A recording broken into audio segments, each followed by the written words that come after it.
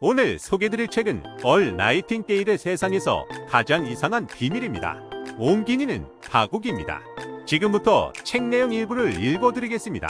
머리말 1929년 10월 24일 미국의 주식시장을 덮친 검은 목요일의 폭락에 이어 닷새 뒤인 비극의 화요일에는 주가가 43%가 떨어졌습니다. 이때 미국에서는 5천 개의 은행이 문을 닫았고 900만 개의 예금 통장이 휴지 조각으로 변해버렸습니다. 그뿐 아니라 기업이 무더기로 파산하면서 900만 명의 사람들이 일터에서 쫓겨나고 말았습니다.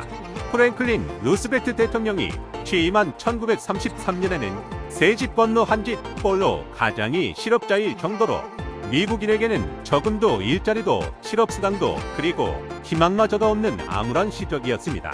미국이 한창 경제적 불황으로 허덕일 무렵에 태어난 얼 나이팅게일은 그야말로 찢어지게 가난했기에 먹고 사는 것과 관련하여 궁금한 것이 많았습니다.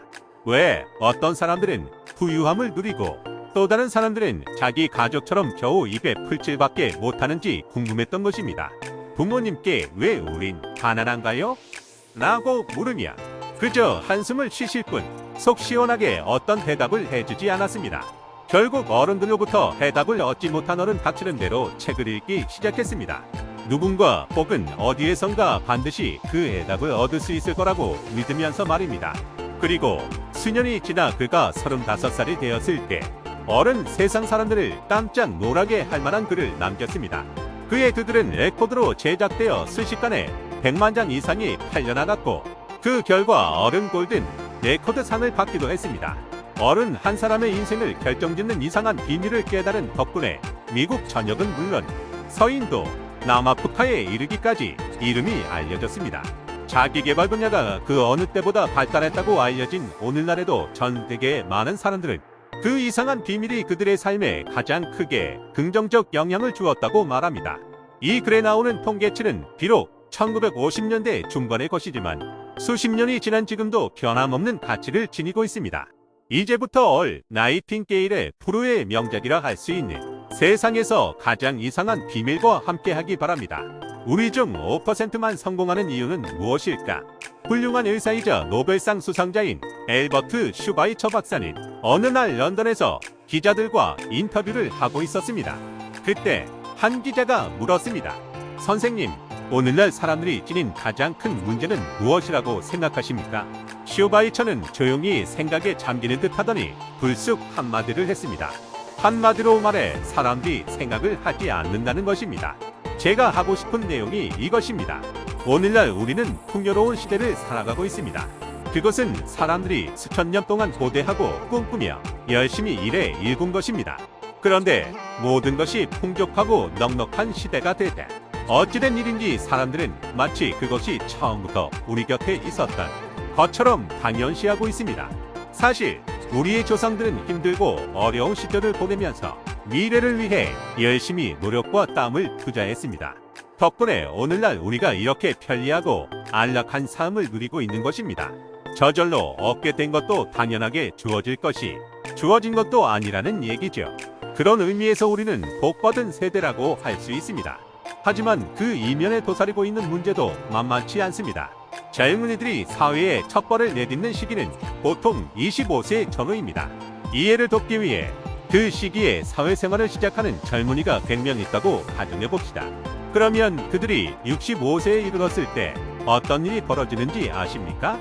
그들은 정말로 열심히 살려고 애를 씁니다. 눈빛은 반짝반짝 빛나고 의욕과 열정이 넘쳐 흐릅니다. 그들에게는 처음 시작하는 사회생활이 모두 흥미진진한 모험입니다. 그러나 점점 세월이 흐르고 이들이 마침내 65세가 되었을 때의 상황은 시작할 때와 완전히 다릅니다. 100명의 젊은이 중에서 한 사람만 부자가 되어 있고 4명은 그나마 재정적으로 독립을 갖춘 상태이며 5명은 여전히 일하고 있고 54명은 파산 상태에 놓이고 맙니다. 그러면 나머지 사람들은 어떻게 살아가느냐고요? 죽거나 아니면 사회보장기관, 교회, 친인척, 자식의 도움을 받으며 간신히 연명합니다. 100명 중에서 5명만 재정적으로 안정된 노후를 맞는다는 사실에 곰곰이 생각해 보십시오. 이것은 결코 극단적인 통계치가 아닙니다.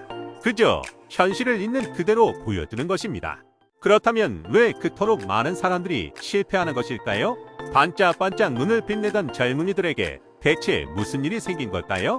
이들의 꿈과 희망, 계획은 모두 어디로 갔을까요? 성공하겠다는 열정을 불태우며 똑같이 사회생활을 시작한 100명의 젊은이들이 시간이 흘러 이처럼 엄청난 차이가 나게 된 이유가 뭘까요? 우리 중에서 단지 5%만이 성공한다는 것은 참으로 충격적인 결과입니다. 그렇다면 과연 성공이란 무엇을 말하는 것일까요? 성공의 정의는 바로 이것입니다. 성공은 가치 있는 꿈을 점진적으로 실현시켜가는 것이다. 미리 정해놓은 목표를 위해 일하고 또한 자신이 어디로 가고 있는지를 알고 있다면 그 사람은 성공자입니다. 그렇지 않다면 그는 실패자입니다. 기억하십시오. 성공이란 가치 있는 꿈을 점진적으로 실현시켜가는 것이라는 사실을 말입니다. 정신과 의사 롤로 메이는 자신의 저서 남성다움의 회복에서 이렇게 말하고 있습니다.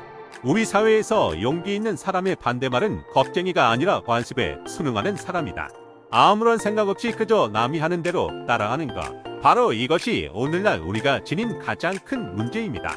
사람들은 이유도 모르고 어디를 향해 가고 있는지도 모르면서 다른 사람이 하는 것을 그대로 따라합니다. 우리는 7살이 될 때까지 글 읽기를 배우고 25살 정도가 될 때까지는 일하는 방법을 배웁니다. 그런데 우리는 스스로 선택할 자유가 있고 자유 경쟁 시대를 살아가면서도 65세가 될 때까지 재정적으로 독립하는 방법에 대해서는 배우지 못합니다. 왜 그럴까요? 그것은 그저 습관적으로 남들이 하는 대로 따라하며 살기 때문입니다. 따라하는 것이 무조건 나쁜 것은 아닙니다. 문제는 잘못된 습관을 지닌 사람들을 따라한다는 95%의 사람들은 그들의 삶이 환경에 의해 결정된다고 생각합니다.